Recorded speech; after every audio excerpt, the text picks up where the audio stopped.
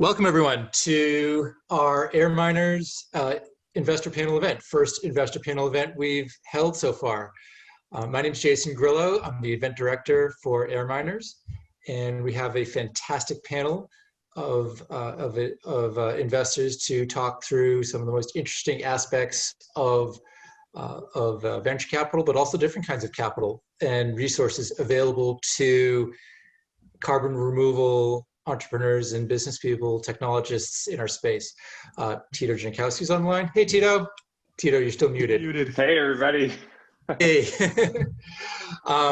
As will you all be muted when you first enter. I'd recommend that you remain muted unless for the remainder. If you have questions or want to field a comment, please use the Zoom chat function. Tito and I will be monitoring that throughout. So we will have that option for receiving feedback. Also, to let you know, this is being recorded and will be posted onto the AirMiners YouTube channel afterwards, so that if you have to duck out or that you can catch all the insights that will be generating throughout. With that, just note that this is going to be the first of other investor events that we aim to have in the future. So hang on to your hats. This is going to be a really interesting conversation with more for future AirMiners events. Oh, finally, too, thank you to everybody who has paid for a ticket today. Due to your voluntary contribution, we are happy to announce that we will be making this event a carbon negative event. So we will have removed more carbon than we started with. Yay. Yay to everyone. And with that, I'm going to introduce Daniel Matros from Creo, who is going to be our moderator for the event. And Dan, you can introduce the rest of the panelists. Great. Thank you, Jason. It is my great pleasure to be here. I've been tracking AirMiners since it was its infancy as a web page with a list of crazy ideas. So happy to see the evolution and happy to join this first investor panel. And Jason, you've made one mistake. I am not an investor. My name's Dan Matros. I am Global Head of Research for the Creo Syndicate, which is a network of family offices with a mission to galvanize capital into energy and environmental solutions. And we've been talking about carbon removal, direct air capture since about 2017 in that network in a pretty formal way, but I do not write checks. So my insights on investing will be limited. And I will also note that I am pretty circumspect on all technologies related to direct air capture and carbon removal. So I hope to be a check on that. I'm enthusiastic about great ideas, and I want to see capital flowing into the space, but I myself remain circumspect. So with that, I will introduce our panel. We've got Katie Goyce, who's Director of Programs at Greentown Labs. Katie, waving right there, she's a proud Midwesterner, as am I. She's ex-Schneider Electric, and I really admire what Greentown Labs is doing. We've got Sierra Peterson. She is a partner at Lionheart Ventures. She'll tell you all about Lionheart Ventures when we get her going. She's got a degree from Stanford. She's an ex-rower. She worked at IEA, at the White House, and a bunch of PE-backed businesses. A pretty impressive set of experiences there. And then we've got Dan Fitzgerald, who's a long-time investor, been in various roles, and he's also on the board of Sustainable Surf. So he's a surfer, and just before everyone came on, we were talking a little bit about surfing, which I, as a proud Midwesterner, know very little about. But some of our panelists were talking about good surf breaks in Australia.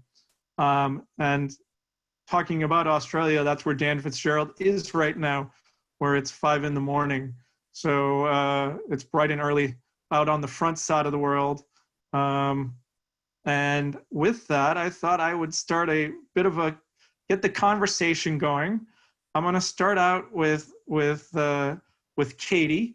And Greentown Labs is a very well-established accelerator.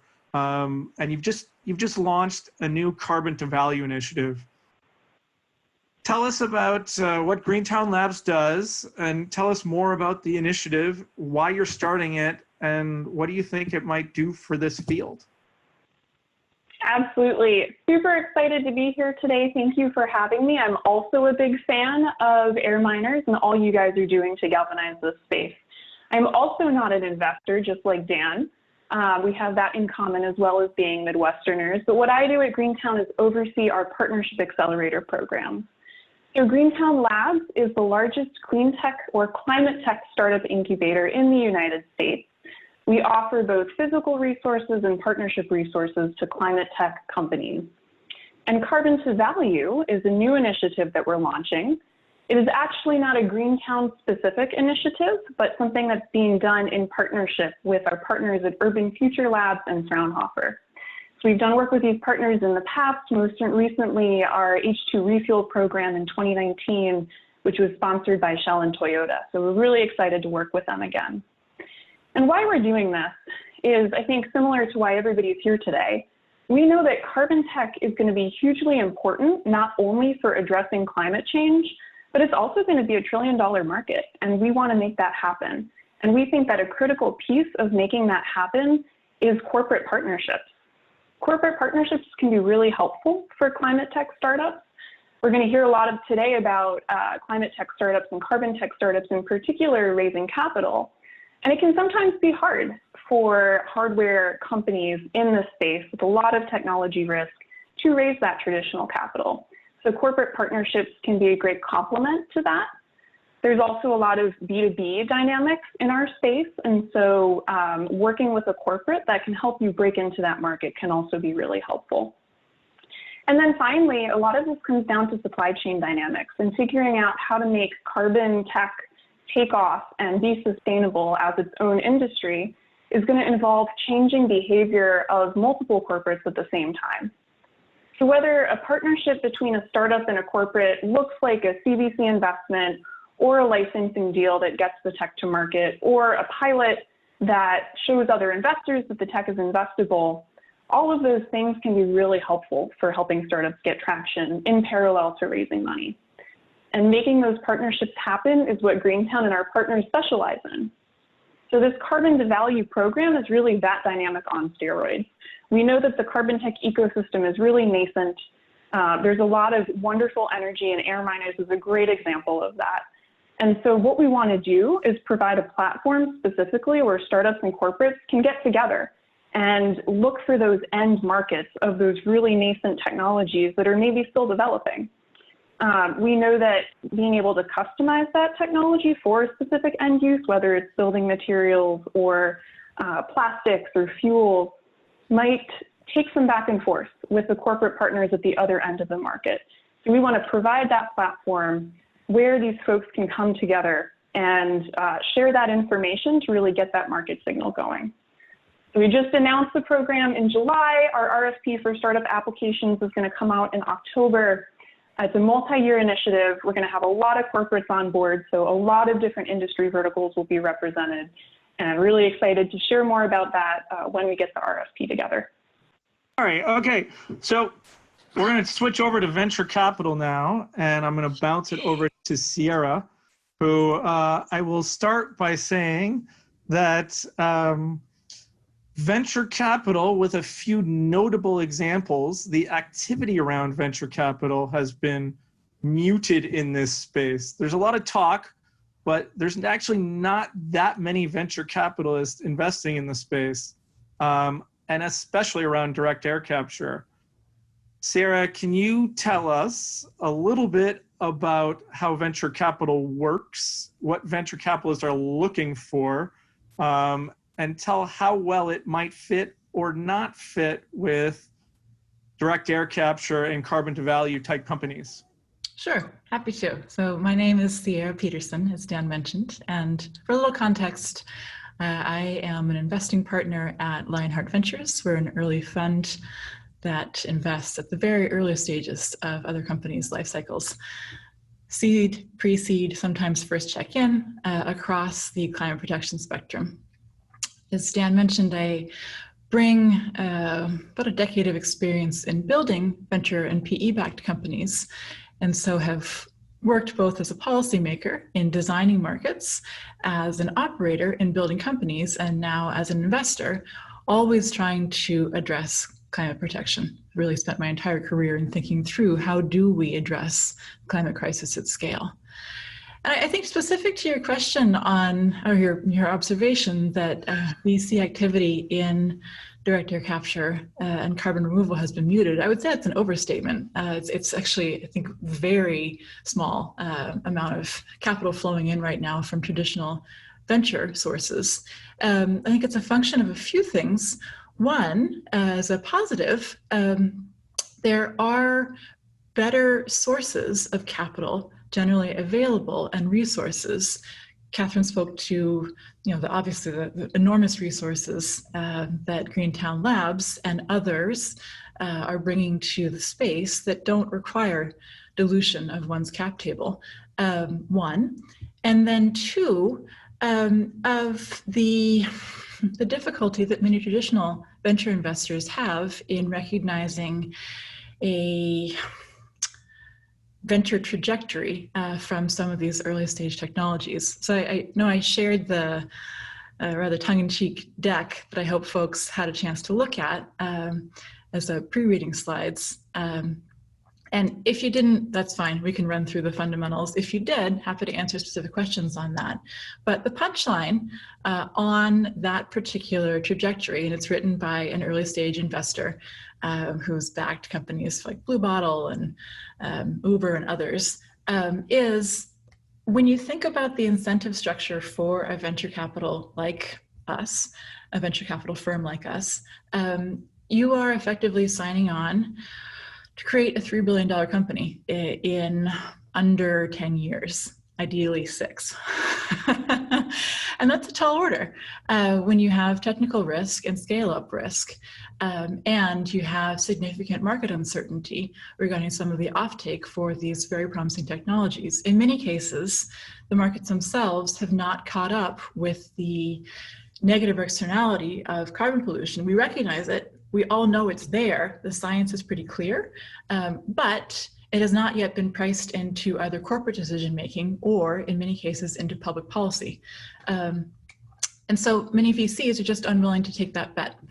I think that's a very fair statement, and one of the reasons why we haven't seen more activity in this space yet. That said, there are opportunities for investment, and we as Lionheart have made 2 investments so far in carbon removal technologies. One we've announced, Opus 12, is a company that's in the utilization space for carbon dioxide as a feedstock for specialty chemical production, and one we have not yet announced. It's very recent, but it is another that we are excited about. And the way that we got comfortable with both of those and excited about what they are building is that they have identified high-value niche markets in which to sell initially and scale up. And what this means is on their way to $100 million, $500 million in revenue, those are the sort of multiples you need to think about when you think about a $3 billion exit. They are able to bring in non-dilutive capital that reduces the overall cost of scale. And it enables them as founders to maintain more control over the cap tables. It enables us as early investors not to get completely diluted down so that our very, very small slice at the beginning is worth very little in 5, 8, 10 years when the company is, exits at its full value. So I'm happy to give more color on any aspect of that trajectory, and also to answer specific questions about the slides that we share. I don't think I can do a better job than the cartoon structure of what those slides describe in terms of the journey of a typical VC and a fundraising journey. But it's, well, can we share the slides here? I think Tito just did, and we'll send it again. It is a tall order, and it's one that can create a lot of stress for business models that have a lot of value, but that may not be on the precise commercialization timeline or trajectory of what venture requires to make sense for everybody. So I know Dan's going to speak a bit about where venture fits in the overall funding ecosystem as well. And I think it's really important as a founder to recognize that VC capital can be essential. We can help you create markets. We can do a lot for you. But we should also perhaps be the last stop on where you look for financing, because we are so expensive. And there really are, in some ways, better sources of capital that are better suited for specific stages and scale up, especially at the early stage. Great. Let me bring Dan F. into the conversation. So I actually characterize venture capital like the rest of the world of finance as this kind of weird corner of private equity that it just operates strangely. But there's all sorts of other types of capital. And I think one of the leading edges right now in thinking about carbon removal, direct air capture, is how to think about these other types of capital. This includes, growth equity, real asset, project finances, family offices. So Dan F., what are these other types of actors in the capital stack, which maybe can bring bigger checks, maybe less expensive type of capital than the venture capital that Sierra was talking about? What are they looking for? How do they fit in? And do you think that capital is ever going to flow into carbon removal businesses? Good morning or afternoon, everyone. It's nice to be with you. Thanks for giving me the easy questions, Dan. I did notice a bunch of familiar names on the line, and feel very privileged to be sharing the space with you all. From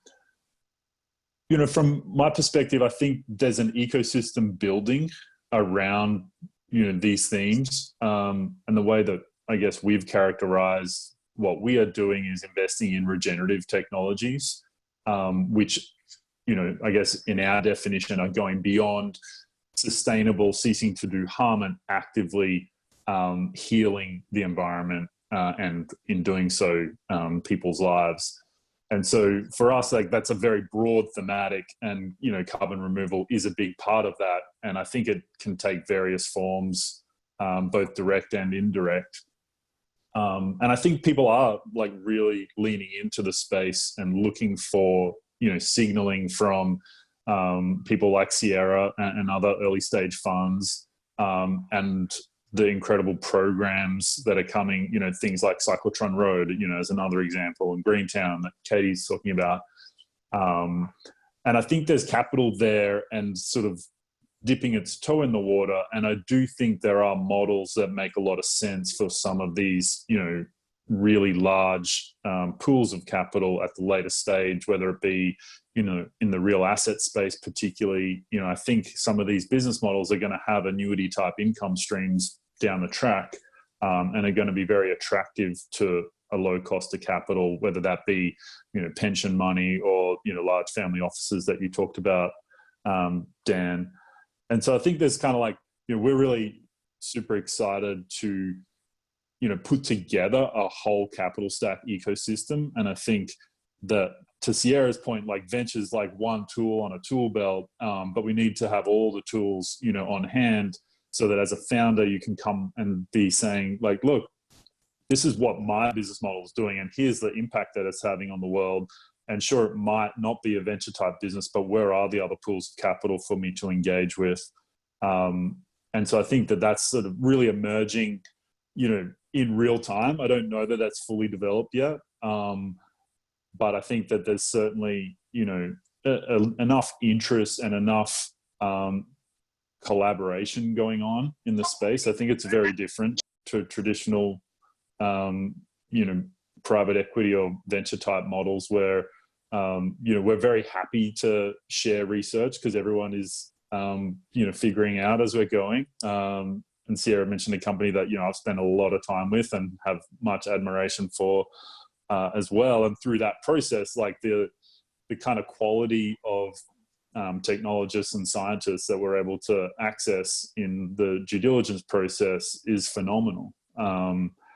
And actually, I just also wanted to mention the Circular Carbon Network is a great resource as well. That's been emerging and putting together this capital stack. So maybe I'll leave it there, Dan. Nick is on the line and giving you a big thumbs up. Thank you. Yeah, Nick. Thanks. I think I want to pick up on a thread you mentioned there at the very end, and how one of the companies you were working with, you got to meet a bunch of great engineers. Sierra and then Katie, I was listening yesterday to a different investor panel on a totally different subject. But Matt Norden from Prime Impact Fund, whom I'm guessing you guys know and love, was saying, like, part of his job as a venture capitalist is a talent scout. He could even say that he even said he would drop anything, anytime, if he found a special talent, regardless of what his investment thesis might have been. Is that true? And what do you look for in talent? I'll start with you, Sierra, and then I'd love to hear your thoughts too, Katie. Yeah, I think that's absolutely true. I mean, yeah, like I said, if you team up with a VC, we are going to be your biggest champion. When I send a note to a founder saying we would love to make an investment, I say, here's the investment amount and here's my phone number, and text me anytime. I'm here for you to help you solve your problems. I'm here for you with recruiting. I'm here for you for whatever comes up, because we are now in this together for the next 10 years. To your point about what we look for teams that have the capacity to create defensible value. And that's both as engineers and scientists in a novel approach to solving some aspect of the climate crisis. It is also, though, being able to commercialize that at scale. So how are you going to take this innovation and sell it for $500 million every year in recurring revenue, or something that has that scale of value? And that can be found within fantastic founders. More often, though, it is found within fantastic founding teams. And so we look for people and teams who have both the vision and the patience and the resilience to create true innovation in a lab, and then to be able to navigate it through the inertia of existing industry to create their own industries and their own multi-$100 million revenue streams. I think a great example of this is the team at Opus 12, where three co-founders, two of whom superlative scientists, the third an MBA. The three of them met at Stanford, and they have been able to really work together as a super cohesive team. Katie? Yeah, so to echo everything Sierra said, and a couple things to add on to that. Like when I'm looking at a company for one of our programs, like what really jumps out to me. On the one hand, having an experienced serial entrepreneur on your team, especially somebody who's been through really great exits and then maybe some failures, that indicates that there's a learning process there. And so that can be a really great sign. I think balance across the team is really important. We've worked with companies led by CEOs who recognized that they really didn't want to be CEOs and actually wanted to be CTOs instead. And that self-awareness is awesome. I think it's really important. There's nothing wrong with that. It's important to recognize that and look to actively create a well-rounded team. And that kind of leads into the third thing that I would say. I was talking with Dip Patel from Saluna about a month or two ago for one of our speaker series at Greentown, and he was sharing with me that when he thinks about building a team, he's looking for people who are off cycle to him. And what that means is that when he's up, he wants somebody who's down, and vice versa, so that even your kind of emotional balance as a group is diversified. And so you want to think about diversification on all those different elements. So that's how we would think about kind of what looks like a really great team. Okay, now I'm going to ask you the question, and I know you're on record, so you can handle this diplomatically. Can you give an example of a team where you'd say, they need something else? They've got a gap that they need to fill. And what advice would you give people who are very self-aware in their company building and say, hey, we're missing something here? Absolutely. I think the self-awareness is huge, and there's nothing wrong with having a gap if you recognize it. I think that example of the CEO who recognized that he wanted to be a CTO is a great one. We've also worked with founders who were relatively young and recognized that they needed to bring on someone who had a lot of industry cred to kind of round them out. So if you can vocalize it and share that with your mentors and your network, there's nothing wrong in knowing that you have a gap. Maybe there's something wrong in having a gap and not knowing it, but if you can identify it and vocalize it, that's part of the process, and that's a really great skill to have. And one of the ways that we try and identify that through our diligence process is by asking teams how they handle conflict, because it's, sometimes founders will not respond particularly thoughtfully to what are your shortcomings. I mean, everyone's gotten that interview question like 15 times over the course of their lives. But when you can ask, how as a team do you work out differences of opinion, you can start to identify, this is an area that this team is totally not thoughtful about and has a real gap in their self-awareness in. And being able to identify blind spots as investors, it's not necessarily a bad thing, one, if a team is thoughtful about filling those, and two, if we can help.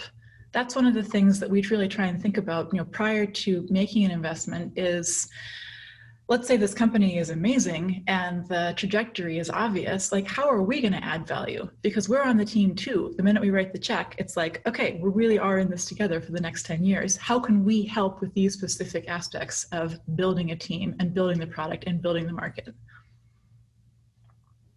Yes, and I will add, it is, I will not go so far to ask you, Sierra, but I'm aware of other venture capitalists who use personality tests as part of their diligence process.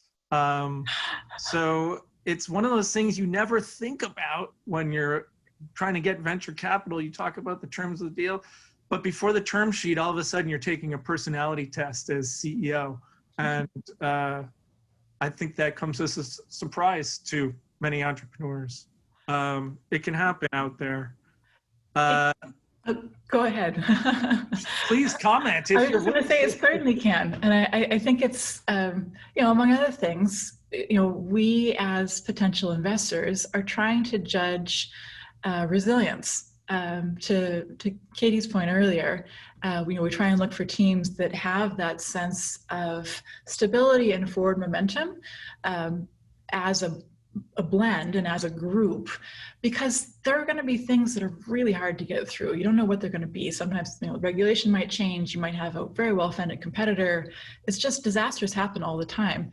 And you have to try and judge during a diligence process, like, how is this team going to respond? So we don't send out personality tests, but we really do. We certainly ask, how do you handle conflict as a team? And then we also try and do informal back channel on all of our founders to get the true war stories from people they've worked with and people they've handled conflict with and been through the wars with, to judge how will they handle when things go really off the rails, because they're going to. Like, we know that. We just don't know what it is. Excellent. Dan, do you mind if I make a comment? Please. This is something we've been thinking a lot about and working with an incredible collective leadership, team building expert. And I really feel passionate about like leaning into these conversations. And so in building our firm, we're very much focused on getting that balance right and putting ourselves through some of these different tools. Oftentimes they're confirmatory to natural intuition, but it does give you a foundation to, I guess, identify and be self-aware around areas where, individually we might have some gaps, but as a collective, you can put together a team that rounds each other out. And so we're working with teams through that and through the diligence process, and it's not judgment around individual personalities. It's actually, I think, a value contribution to a team to be able to identify and say, like, look, here are areas where, in different situations, we might be too similar, and so we might have conflict because, three of us have a very similar personality and one doesn't, as opposed to having a more well-rounded approach where we're actually saying, like, look, we actually really complement each other. And my venture partner and I, we actually put ourselves together. We couldn't be more opposite on some of these things, but together it actually works out very as a perfect balance and a harmonious team. So I think it's really a signal too on the intention of founding teams to want to get to a good outcome. And that can be both an economic outcome, but I think, the mission behind what people are building here is beyond the economic outcome. And in order to deliver that, that takes extreme self-awareness and, the ability to look at yourself, and, openly and honestly, and work together to get to that outcome and kind of, bury the individual in that process and focus on the collective. And someone from CEV just commented, they probably know who I'm talking about.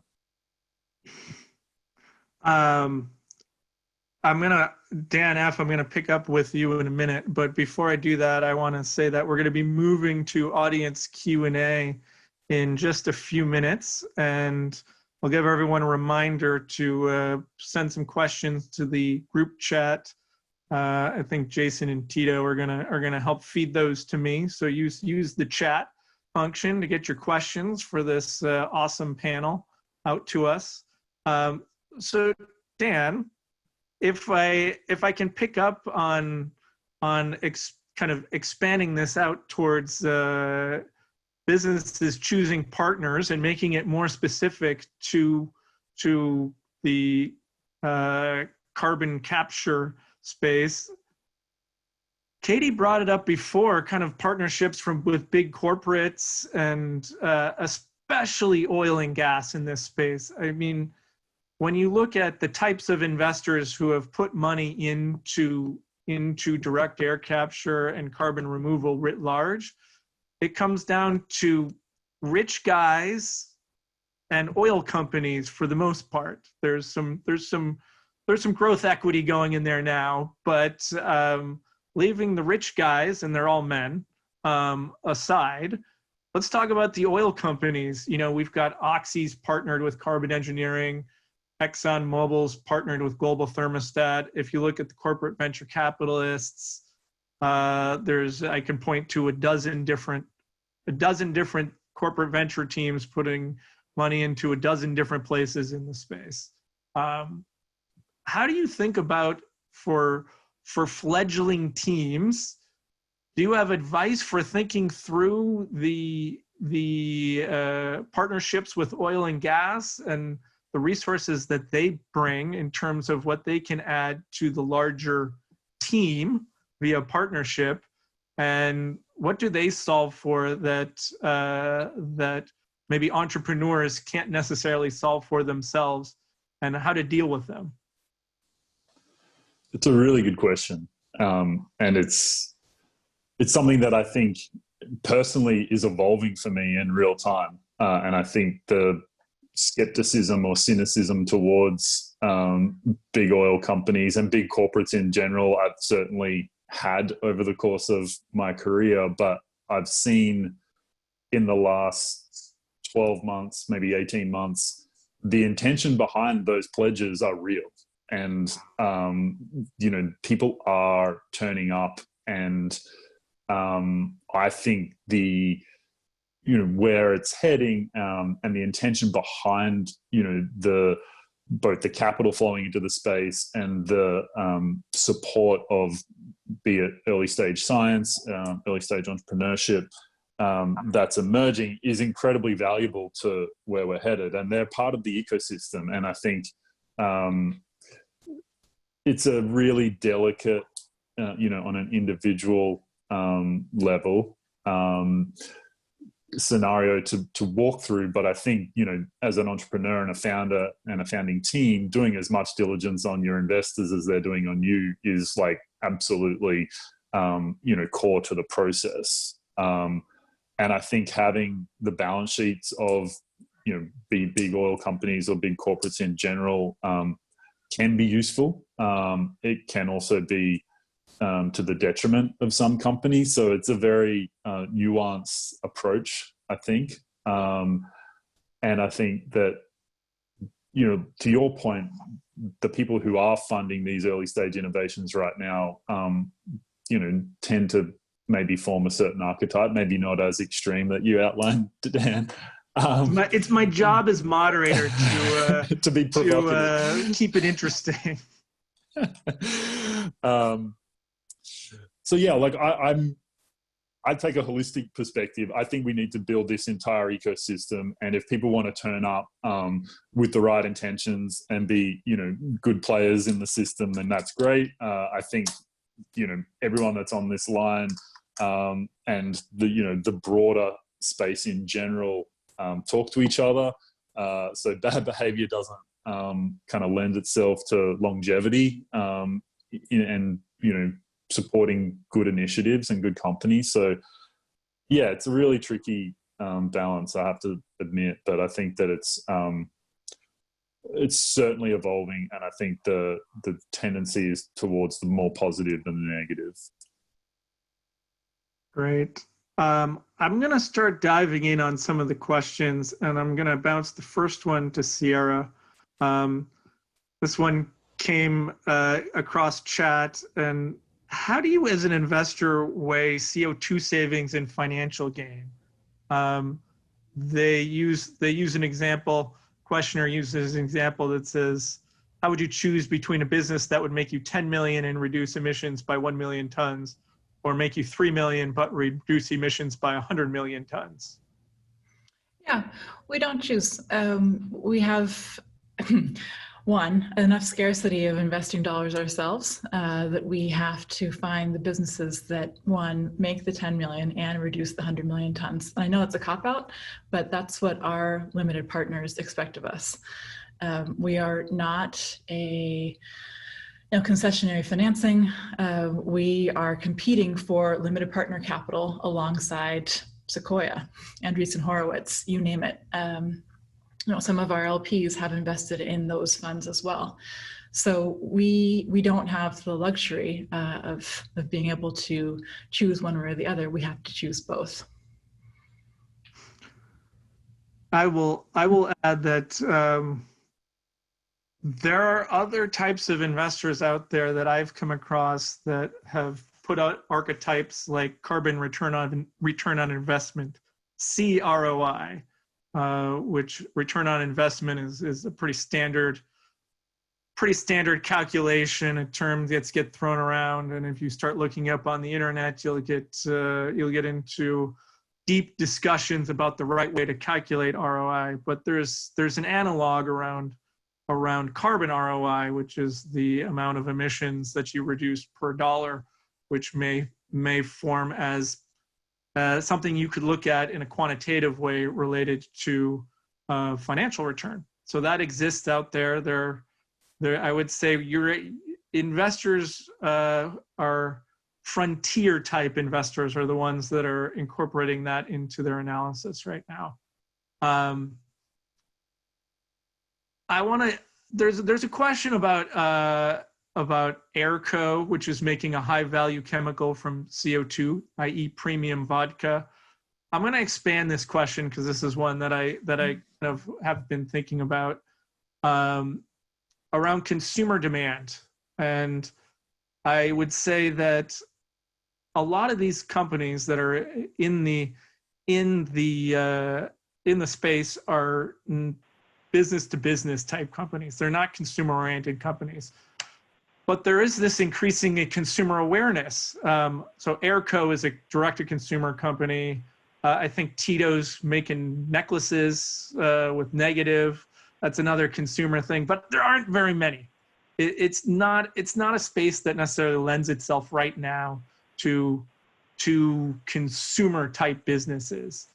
And so the question is, and maybe Katie, I'll ask for your thoughts on this.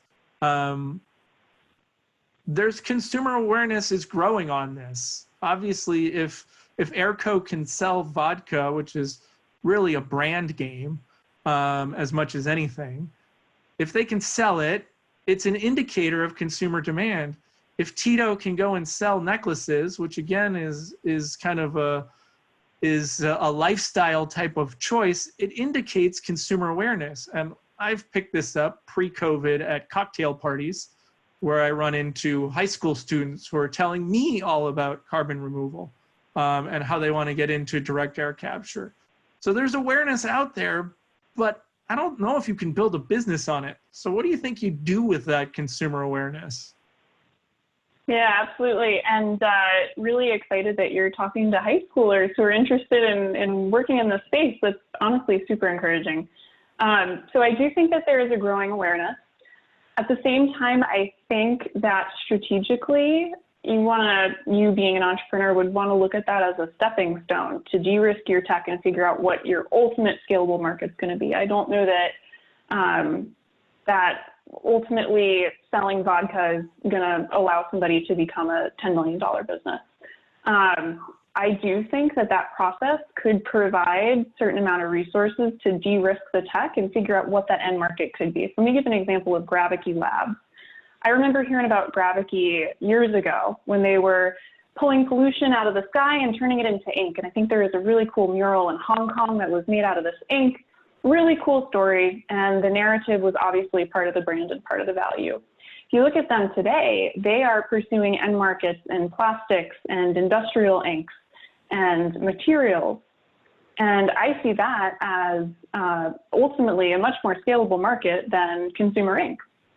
I think that connection point, that's actually exactly what we're trying to solve with carbon to value, because each different application is going to require different specifications, right? And so knowing that you have this material, and then what quality of it would you want to really hone in on and perfect for this ultimate end market? So whether the alcohol becomes some industrial chemical, getting that market knowledge and that customer discovery from a corporate that could ultimately help you access that enormous chemical market, that's exactly number one, what Carbon to Value Initiative is trying to solve for and provide a platform for and a structure for.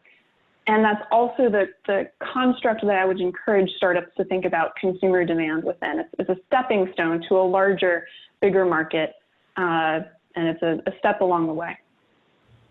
I have something to add there as well. I think, to your point, these direct-to-consumer may be somewhat niche, but selling to other businesses who can build a brand around high-quality negative emissions is certainly a growing industry. And we're seeing this, Stripe recently announced its negative emissions purchases, the cohort 1. Other companies, Shopify, others who have dabbled first in offsets backed by forestry, other projects, frequently nature-based solutions, and are recognizing some of the constraints in scale and quality on those initial crop of projects, number one. And then number two, general consumer skepticism regarding offsets to begin with, are turning towards truly defensible negative emissions to be able to back up their commitment to offset, the negative emissions, the one-for-one trade that they're representing as part of their brand narrative. So that's again, it's a niche market. I mean, we estimate that some of the corporate procurement for high quality negative emissions, maybe 20 million a year, but it's certainly one that's growing, and I think really does play into how you scale and capture consumer demand and consumer interest in buying higher quality offsets, higher quality negative emissions, rather than just saying, oh, okay, I'm going to sign up for an extra $10 on my United Airlines purchase, and like, who knows where it goes. Great. Dan, do you mind if I jump in there too? I think please start talking. I think what the most exciting thing for me is seeing carbon as an essential building block for essential goods. And so, vodka's maybe a bit of a niche, necklaces and jewelry, but we're seeing it infiltrate into the food system and also in materials. So, Sierra mentioned a company like Opus 12, they're making polymers out of CO2 that's been converted and it's kind of stripped down into its kind of core molecule building blocks. And then we're, seeing, I see David from Novo Nutrients is on the line, like you're seeing companies turn carbon dioxide into single cell proteins for food production, whether that be for animal feed or for human consumption ultimately, and air protein's another example of that. And the same on like the materials side, where maybe it's a less direct carbon removal platform, but through regenerative agriculture, you're seeing biofibers coming to market. So a garment can actually be carbon negative as well.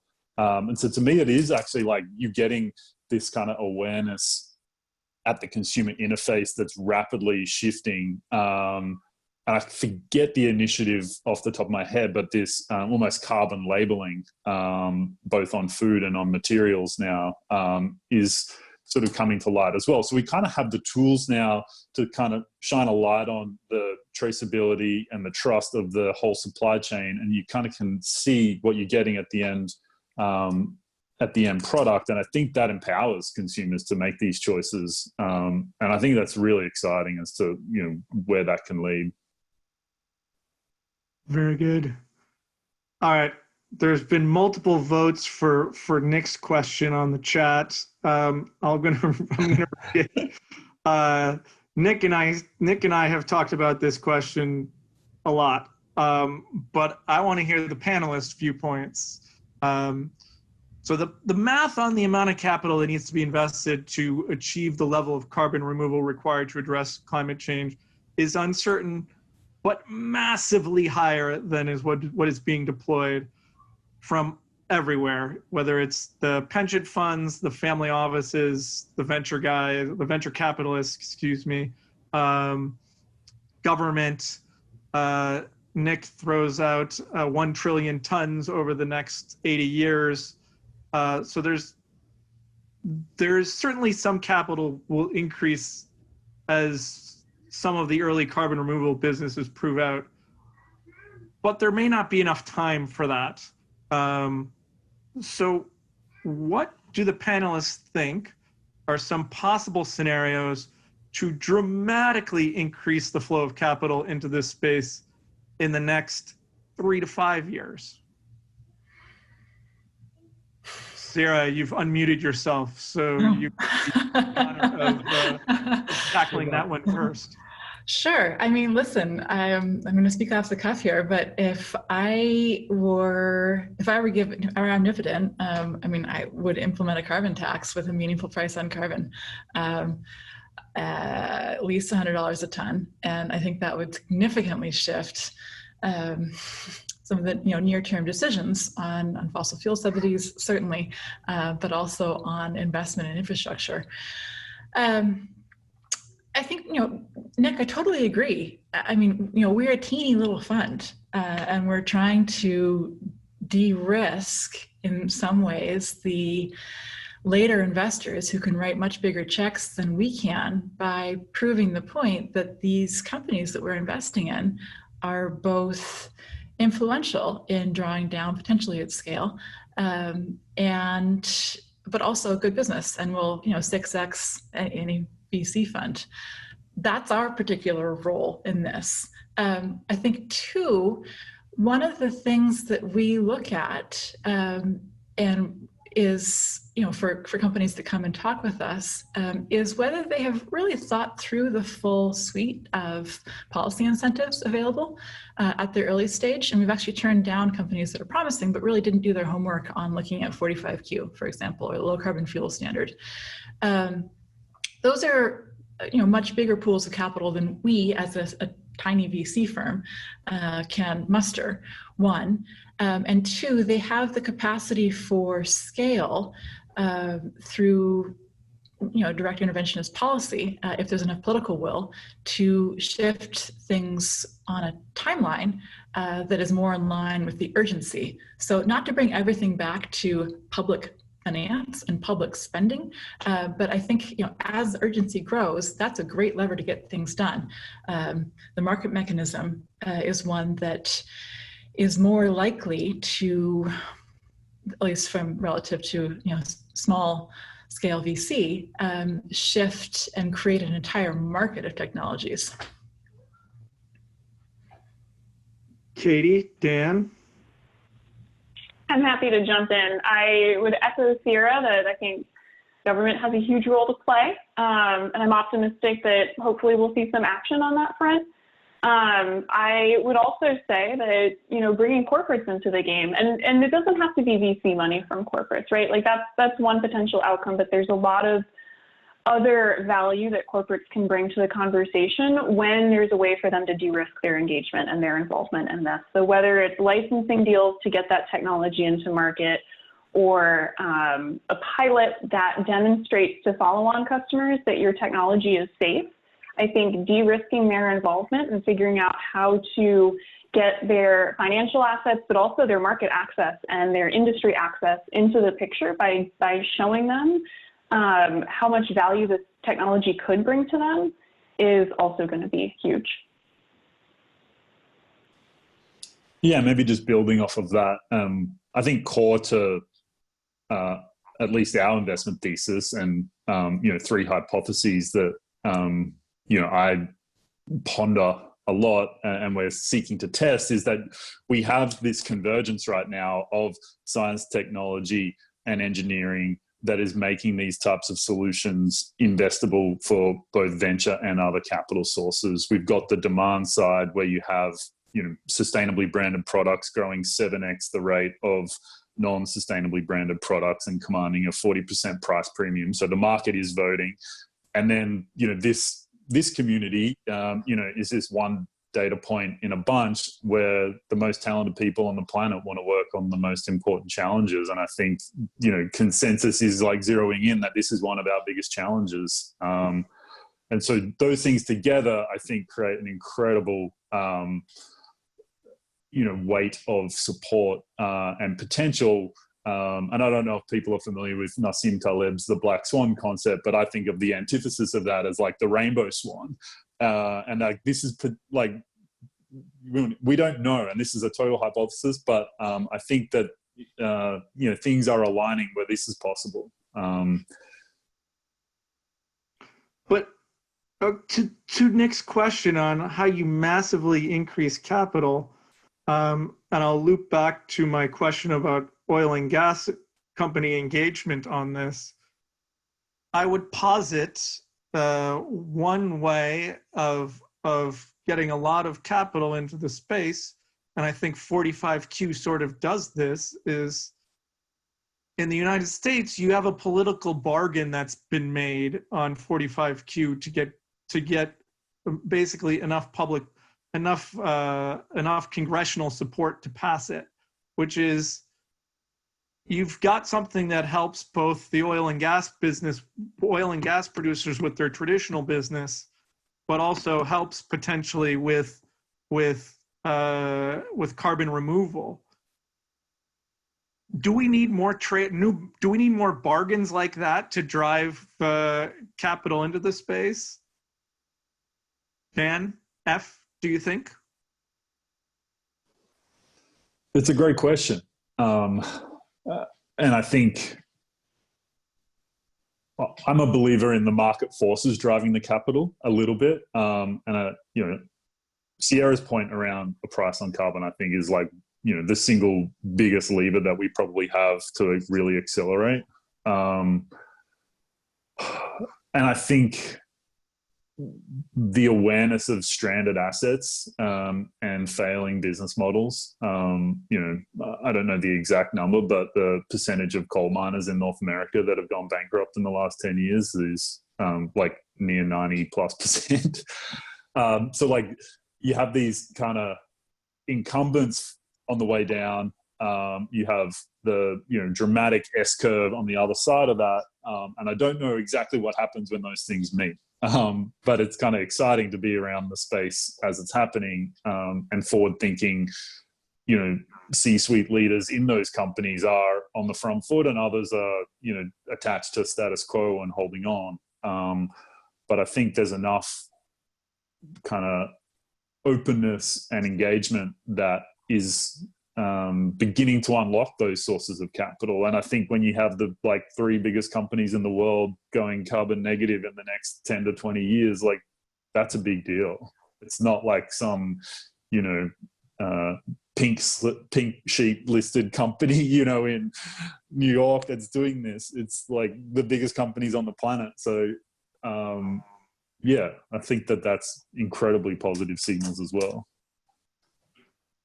I'm also going to loop back on this idea of partners. And if we look at corporate balance sheets and where the most cash is right now, if you look at what corporations have the most money sitting in the bank on their balance sheet, I think it's almost all tech companies.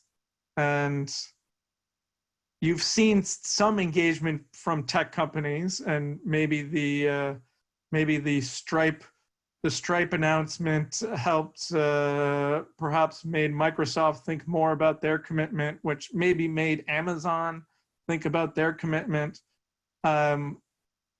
But Katie or Sierra, are tech companies going to drive this? And if you've got a technology, should you be approaching a tech company to try and sell them on it? Yeah, I'm happy to. Oh, you go ahead. Go for it, Sierra. Cool. I think, frankly, I've been underwhelmed by the technology majors' commitment to actually doing something about the climate crisis.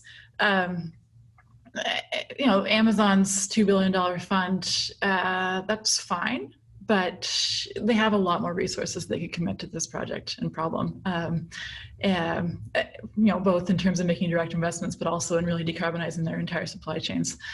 And I recognize this is on the record.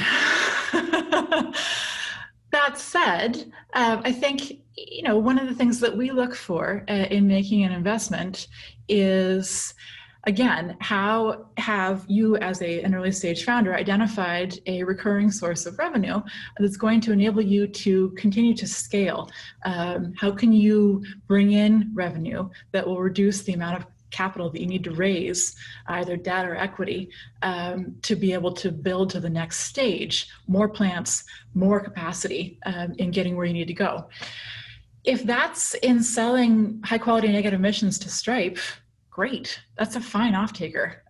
If it's in partnering with Microsoft to sell negative emissions, also that's a fine off-taker. I think one of the things that we look at is in putting on our project finance hats. We're not a project financier at all. Obviously, we're equity investors, but understanding, following an equity investment and getting into the scale for a project finance team, Generate Capital, Ultra, somebody else, to look at asset level financing.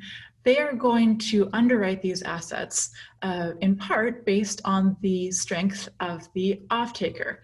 Much better, much more likely to have a lower cost of capital and have overall deal approval if you are selling your negative emissions to a very respected company like Microsoft than to anybody else. I think that's one of the things that we look at, and one of the roles that the corporate partners can play beyond their direct investment in either equity, debt, or in purchasing negative emissions.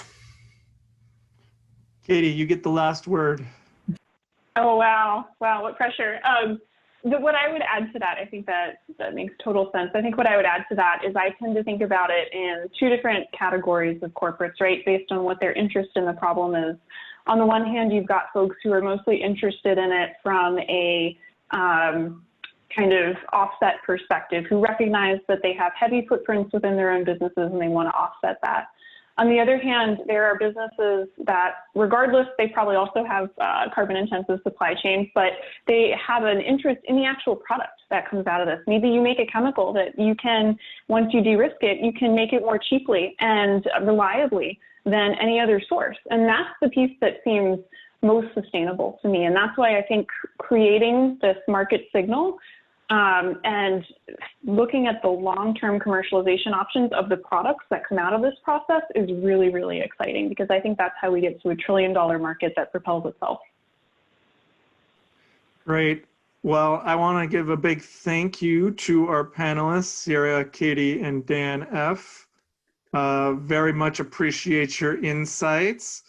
I'm going to hand it back over to Jason, because I think there's going to be a little bit of hangout time here afterward for everybody to talk rather than just the four of us. So Jason, back over to you. Great. Thank you, Dan. And especially thank you, Katie, Sierra, and Dan F. Dan F gets the Gold Star for Early Riser Award, where it is now 6 a.m. in Australia. So kudos. And thank you too to Nicholas Eisenberger for introducing us to Dan Matras. For moderating today. I would also note that picking up on the 45Q discussion, our next AirMiners event is going to be a deep dive into 45Q that will happen in 2 weeks' time. So a good time to think about what 45Q means and how it can integrate into business models for carbon removal. So keep on the lookout. The note to join that will be, link to join that will be in the post-event email that'll go out. So thanks, everyone. And looking for you at future AirMiners events. Thanks to our panelists. Thanks to everyone who made today such a wonderful time.